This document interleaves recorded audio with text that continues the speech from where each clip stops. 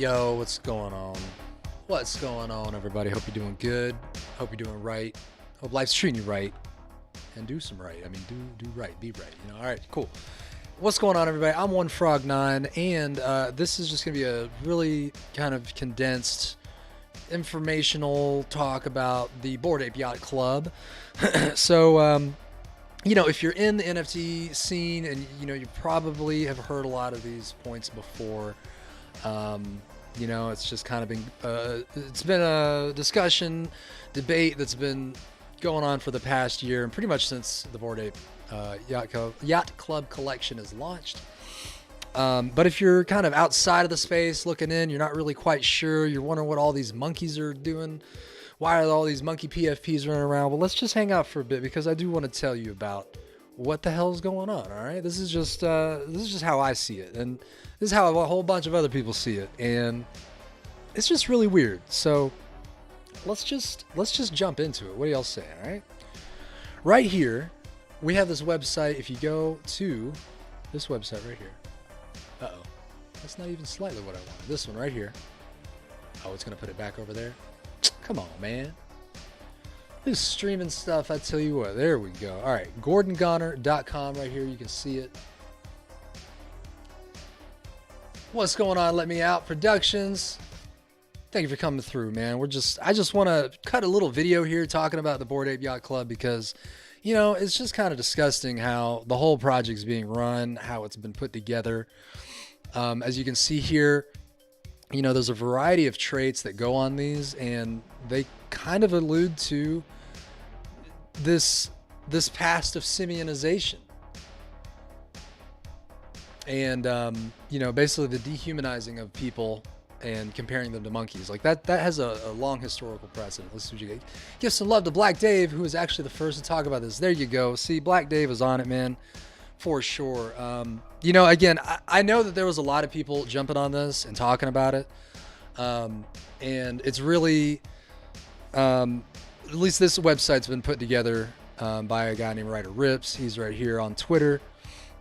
We can talk about him later, but I did just want to point to this, and yeah, in general, there's a lot of people in the community that see this and pretty much just ignore it. But at the same time, you know, there's a lot of money in it, so it's attracting a lot of people who just, you know, want to get that bag, which is fine, you know. Oh, okay.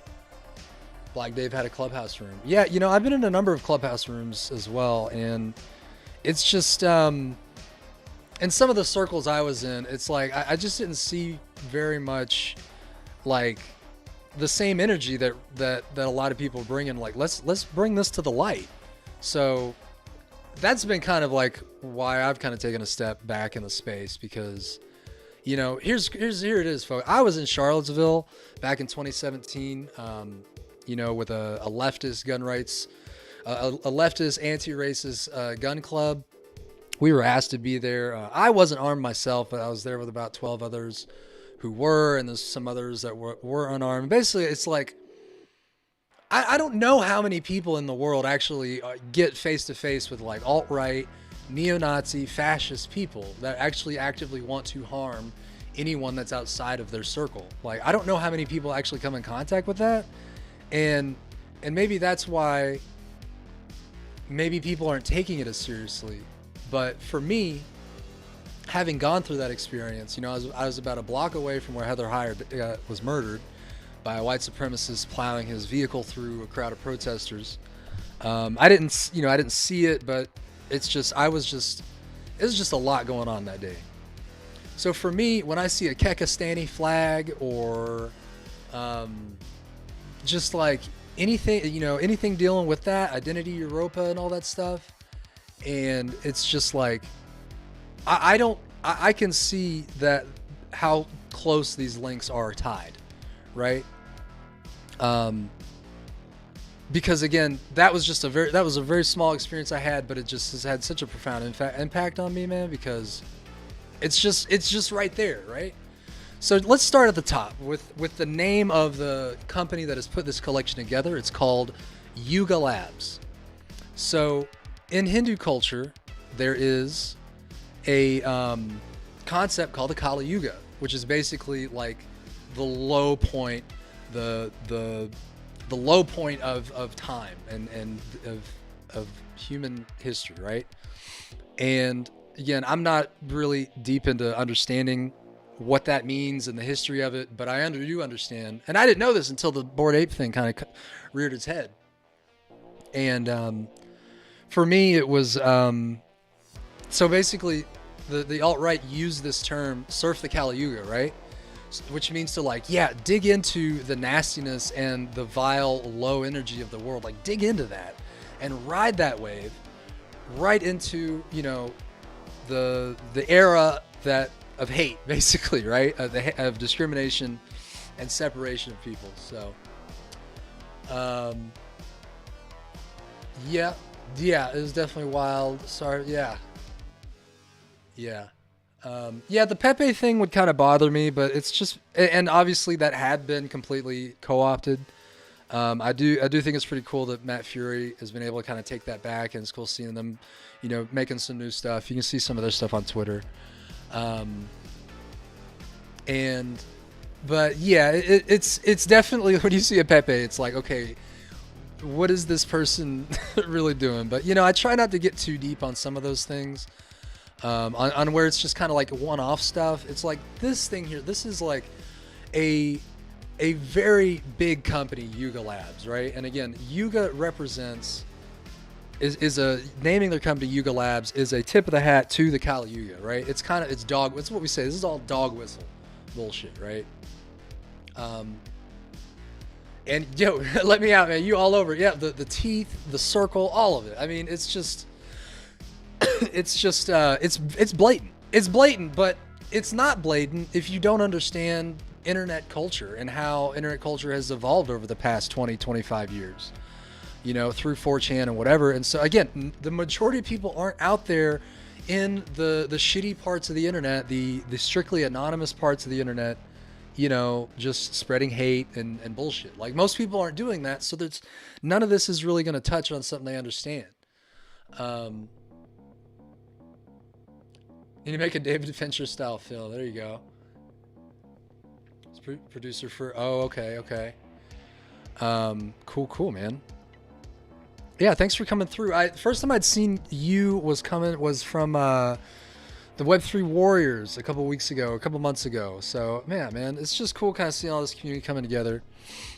See, because like again, if you're outside of the NFT space, it's like it's just the Wild West. Even if you're in it, it's just the Wild West. But that just means like, find your people there, you know, and find something that resonates with you, because NFTs and Web3 blockchain is just, it's just a tool.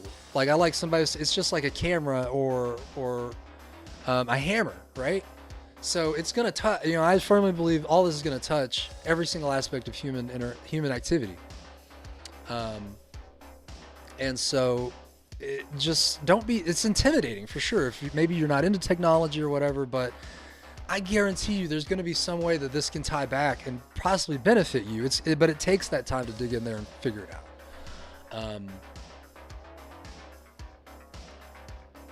Cool.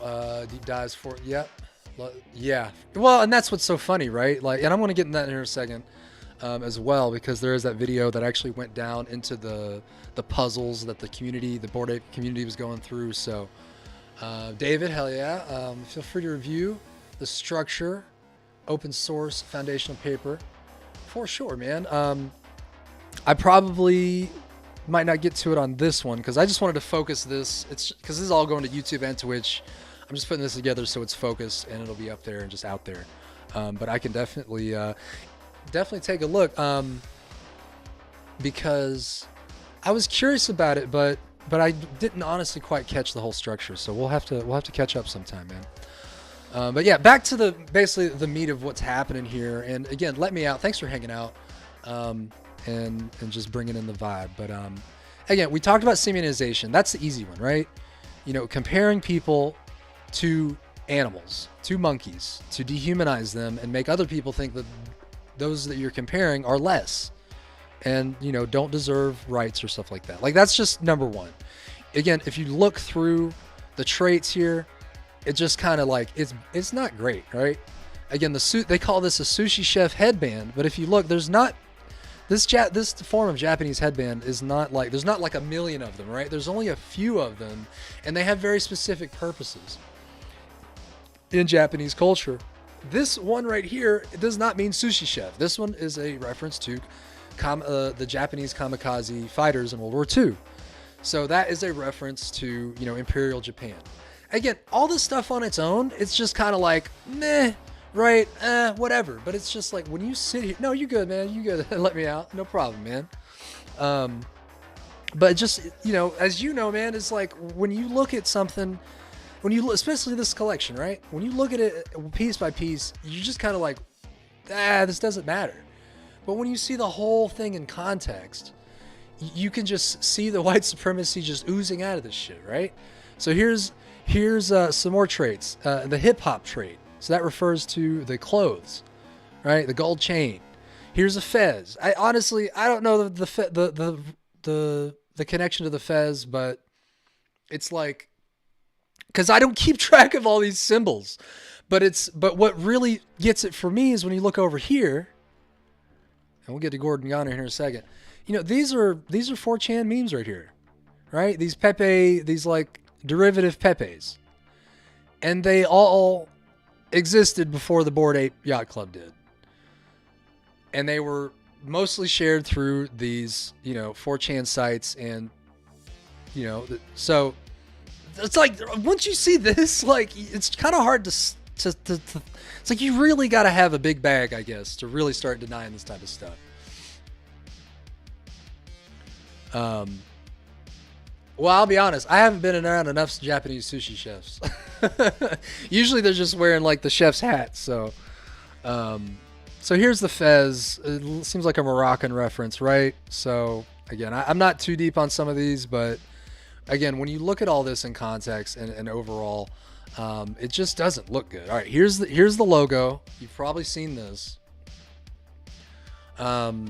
So again, here's the Bored Ape Yacht Club logo, and then on this side is the actual Totenkopf logo, which, you know, the Totenkopf division of the Third Reich of the Nazis was basically, as I understand it, was they were in charge of like the concentration camps and all that kind of stuff. So and again, if you don't know, the number 18 is really important because it is a dog whistle way to basically say Adolf Hitler, right? Because 18 is 1 and 8.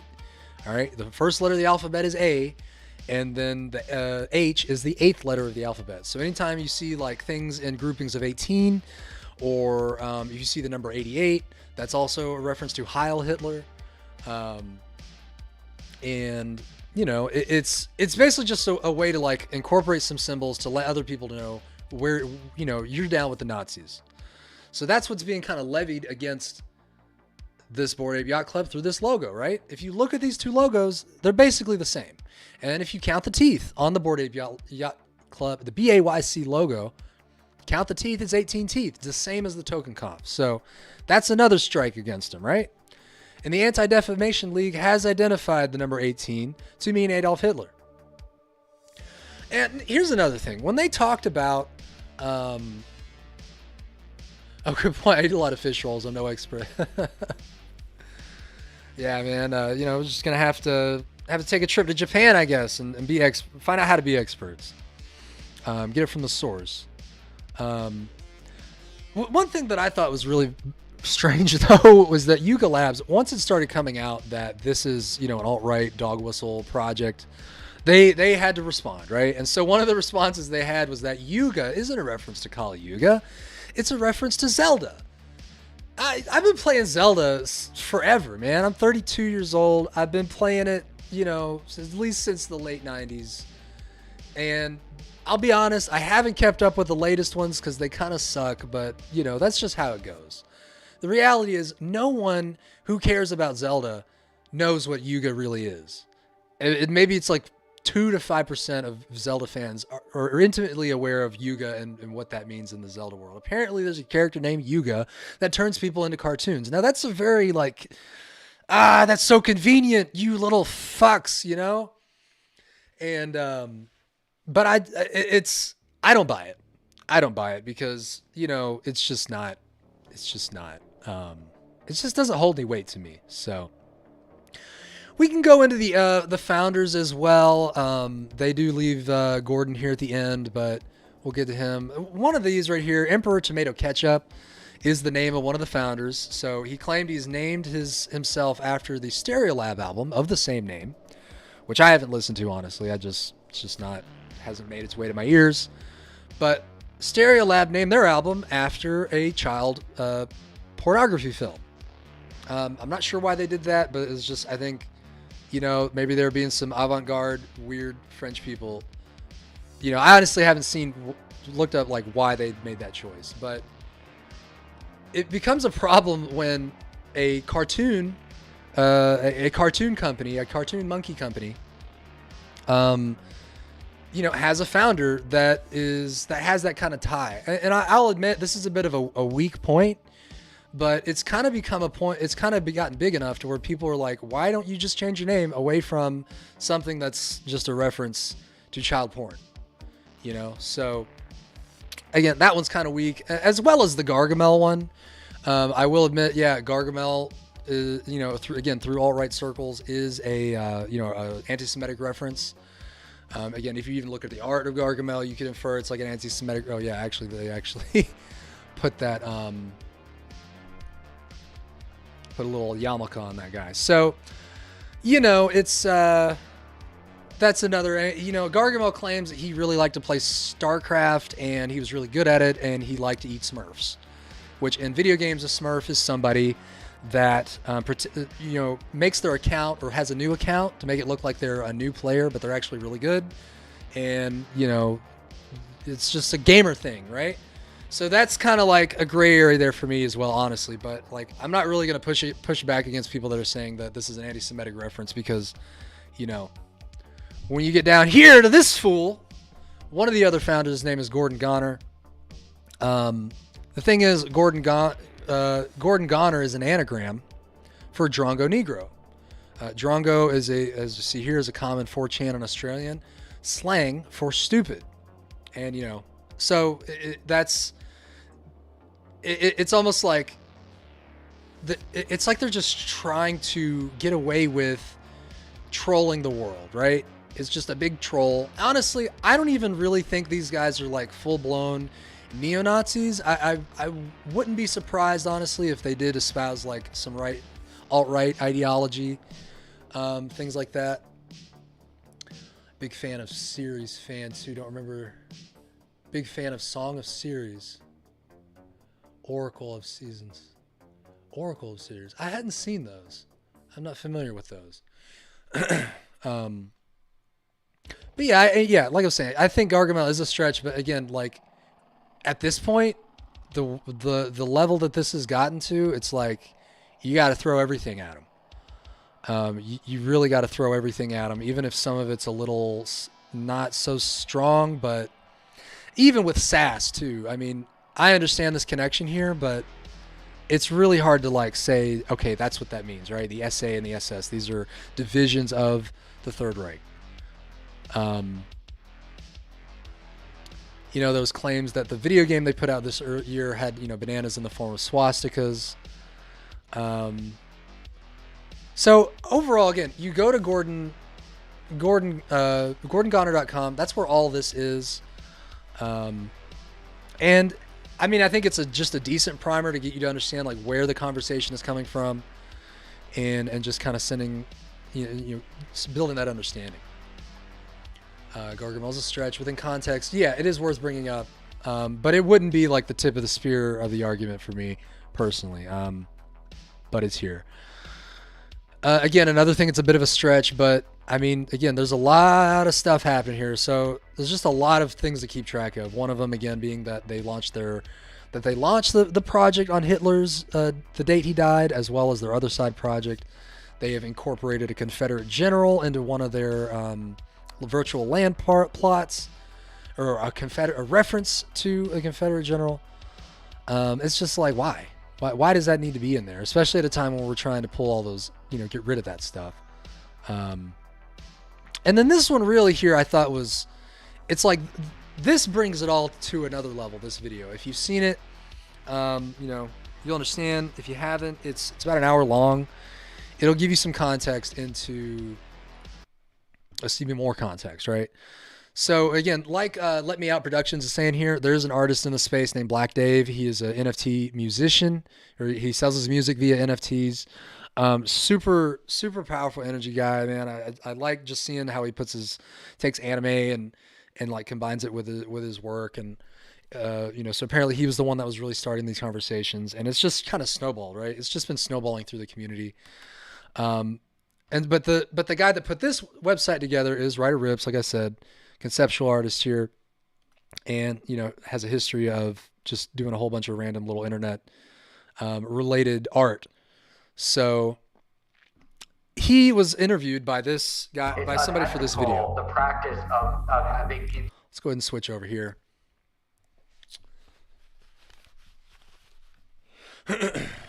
And I'm not gonna. Obviously, this is an hour long. We're not gonna watch the whole thing. I'm gonna skip through and just try to explain.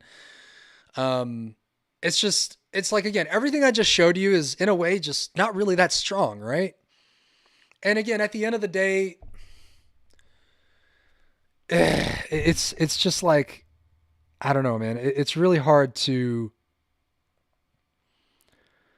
It's hard in a way. It's difficult to like lay out all this evidence and then just hope that people think that that's enough, you know. But the first half of this video goes a little bit into Rips, who they are, and you have yourself the gold medalists of the troll or Anon. As they argue, the identity of a user adds nothing to conversations at hand, but the collective anonymous culture of the message board has devolved into a degenerate. Need is us. The reason people have made this conclusion is because of something called simianization. This refers to comparing ethnic groups to an ape. So this phrase was also used on the face. Just a lot of preliminary setup. Go and talk about that pickle hob, man, with the, you know, the hat with the spike on it, a reference to World War I Germany or Prussia. What is this? Yeah, Ragnarok. Tell me. This is what happens in cultures. Like, they go through these pitches, these ups and downs. The earliest mention of this phrase in internet culture was on September 11th, 2014, by an anonymous user on. Yep, Surf the Kali Yuga. So, yeah, this is just a fire hose of information, y'all. But what we're gonna, I want to look at the puzzles, because to me, it's like the puzzles really, it's like they really went a long way. They put a lot of work into this. And then for the solutions of the puzzles to still have some kind of racist dog whistle reference, it's like, damn, y'all just went like really deep into this. So let's just look at one of these puzzles here, right?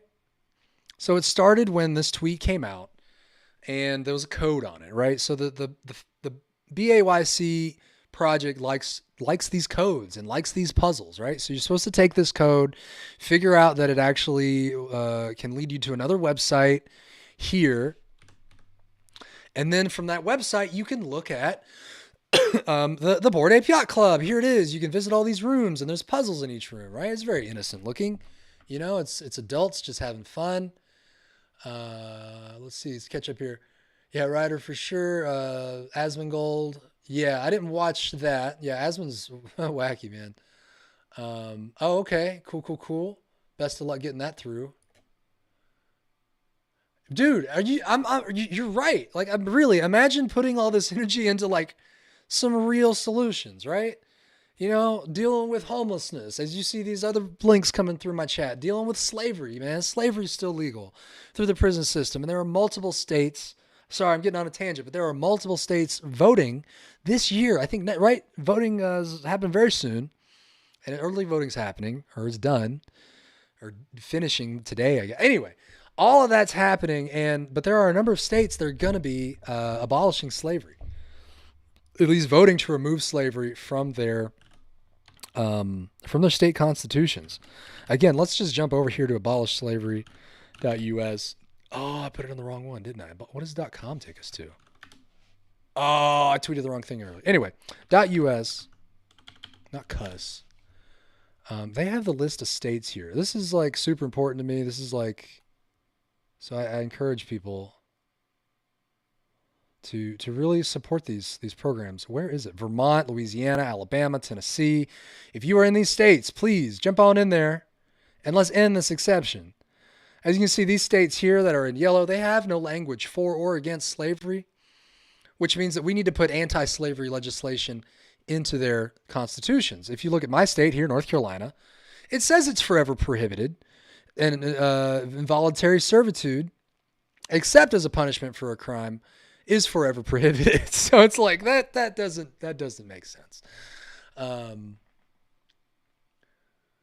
long will be the stream? Yeah, man, just kind of trying to get through some of these. Probably not too long. I'm probably gonna zip through this and then see if there's anything else I'm any other bullshit I'm on, and then we'll that'll be it. I'm gonna cut the stream and then jump into vibe mode. I'm gonna play some Space Engineers, so check that out if you like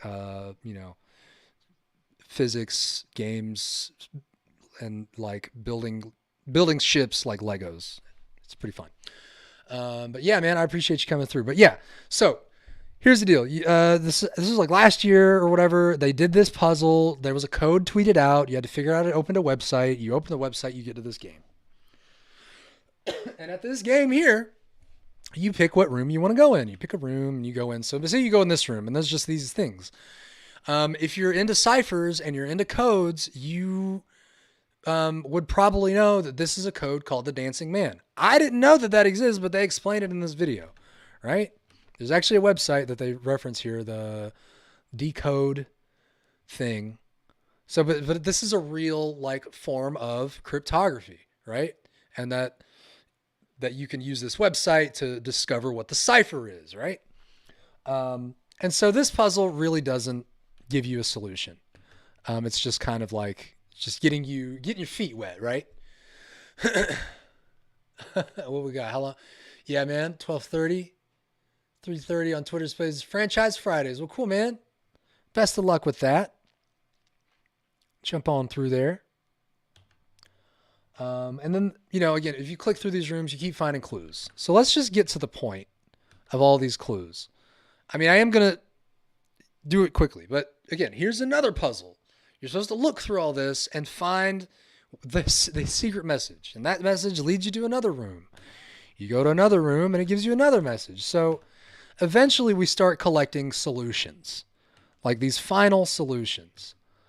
Let me just keep skipping through.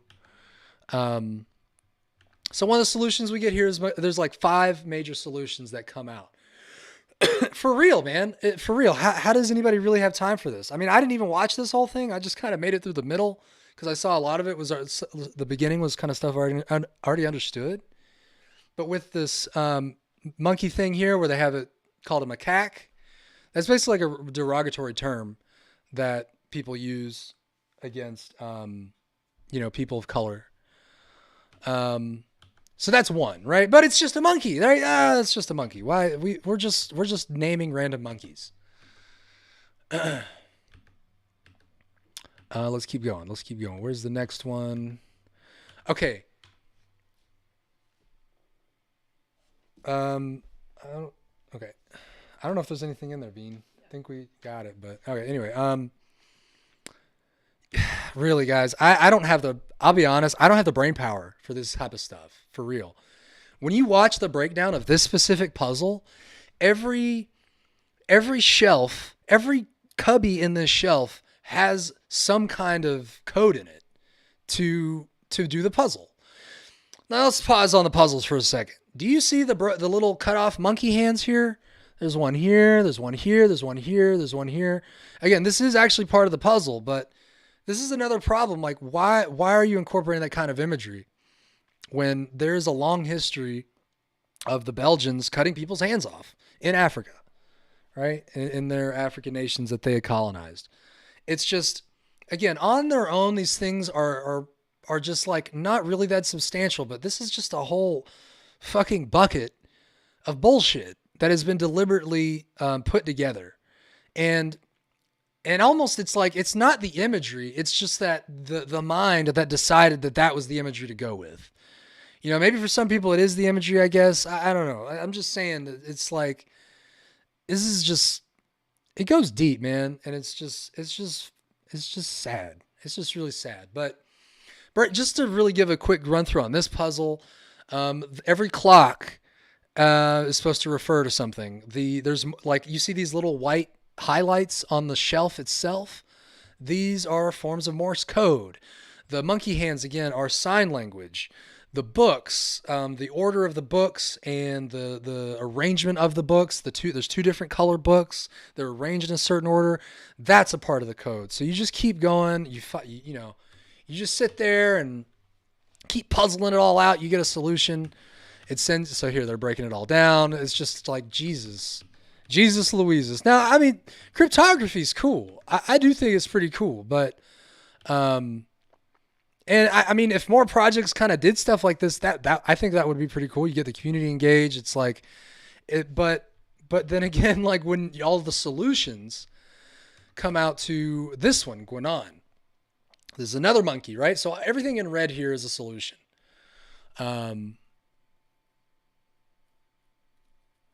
Right.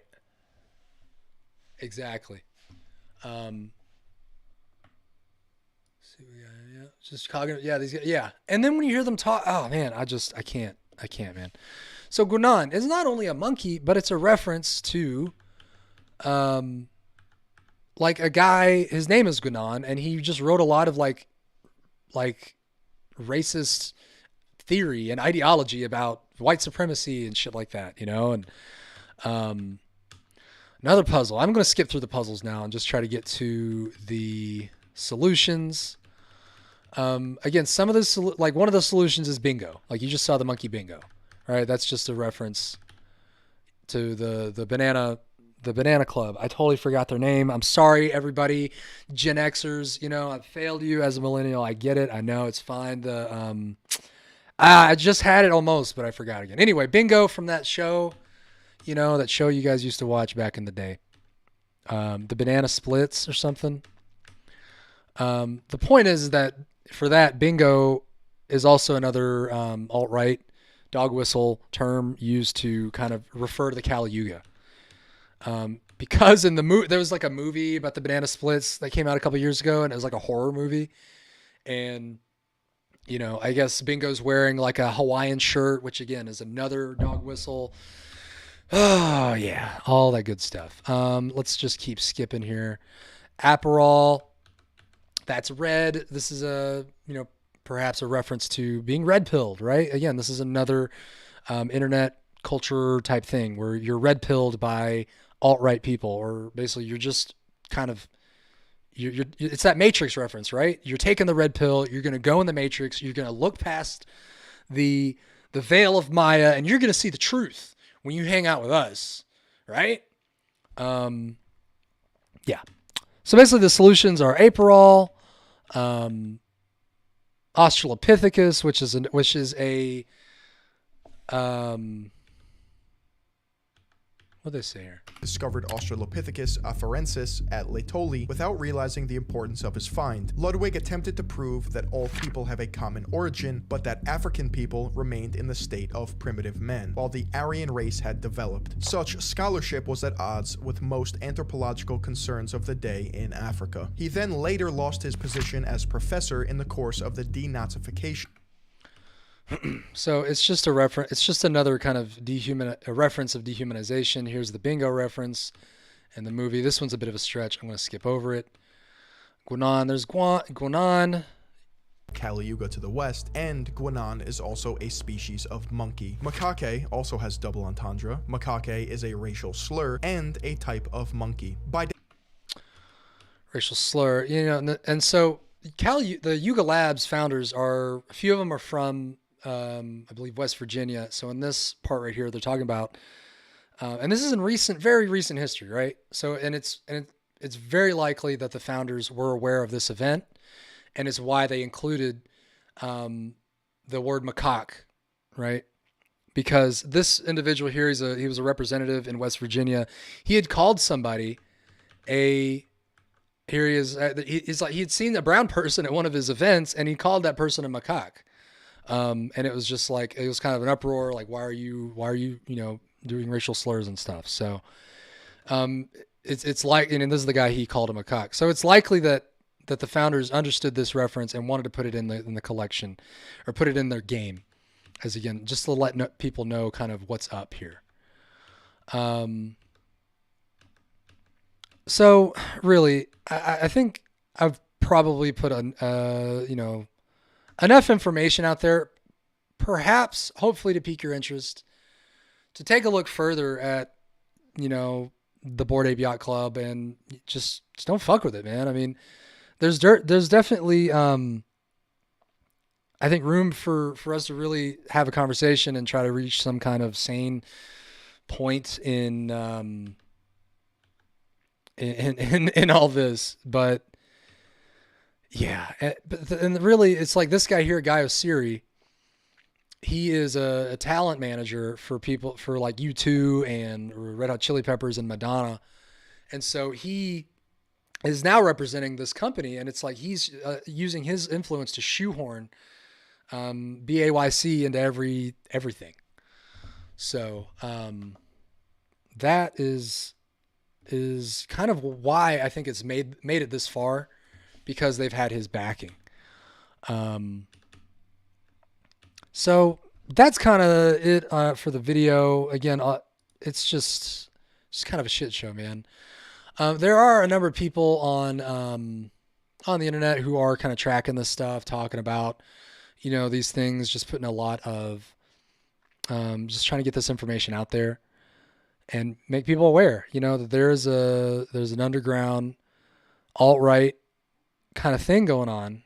And, if you're not paying attention, it's kind of easy to just get swept up in this stuff and be supporting something that ultimately is just going to create more harm, I think, for marginalized people, because you're like solidifying how man, I'm just not, anyway. I don't know. This has just been really bizarre for me to watch from a distance. Let's see. Is there anything else I wanted to touch on? I mean, at this point, look, it's just kind of weird. Folks are getting like threatened and shit. I mean, obviously, right now Yuga Labs is actually suing Ryder Rips and a friend of his, Polly here. They are suing them for making a copycat collection, and doesn't seem like it's really going that well for Yuga Labs. And at this point, let's see, Polly's had some people in his family who are being threatened by, people who work for the company. And it's just kind of, I don't know, at what point is it really going to be out of hand? So that's pretty much it, y'all. Thanks for coming through. I just wanted to kind of put my voice on this, because put my thoughts on it, because I just think it's important. Culture is important. I think the NFT space is important, and this probably won't be the last time. Obviously, it's not the last time people are going to be trying to do this stuff, but at the end of the day, if you're not really into the space, if it's intimidating, I encourage you to figure it out. Find out some part of it that might resonate with you, because it's just going to keep evolving and growing. And in order to really critique it and understand maybe why some of it isn't good, just try to understand it. That's why I'm here in the space, because when I started looking into it, I thought it was interesting, but then the concerns about the environmental concerns kind of, came up. But again, I felt like I had to keep learning, because it's hard to be against something if you just don't even understand it, right? Or if you're letting other people do that understanding for you. So I'm by no means like even really that well versed in this space. It probably took me about 6 months to buy my first NFT, and it was just like a couple bucks. I'm not really looking to flip and stuff like that. But I guess I'll end. If you thought that was cool, do this. Check out this site here, OneFrog9, that you see, .card.co. And if you go there, you will find a, there we go. Where'd it go? No, this is me here. I got a virtual art gallery. Check it out. If you want to see some of the stuff I got, it's in spatial.io. It'll take us a minute to load, but you can see all the kind of NFTs I collected. You can see some of the art I've made as well, because I am an artist.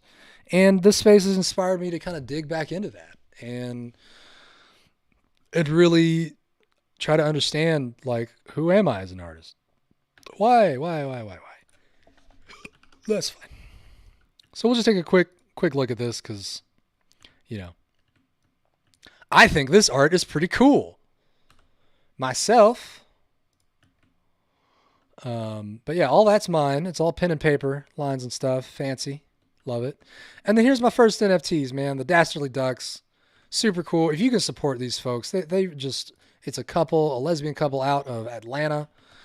And they are just trying to save their little duck farm with art.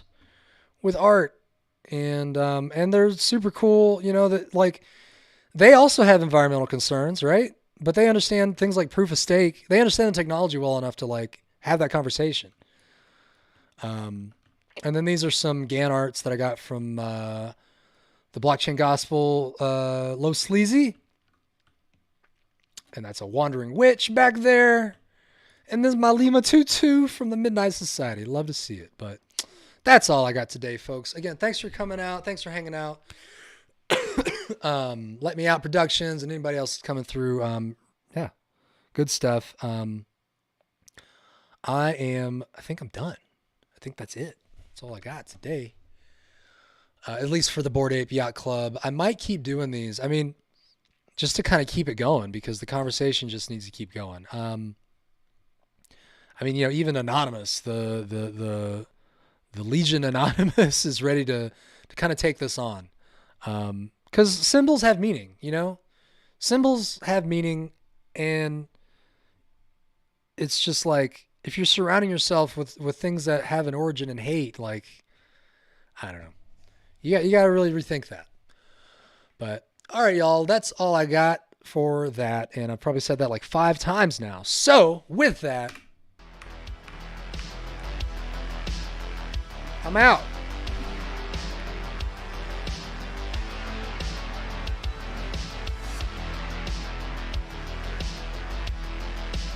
You guys like that crazy stinger I kept messing up?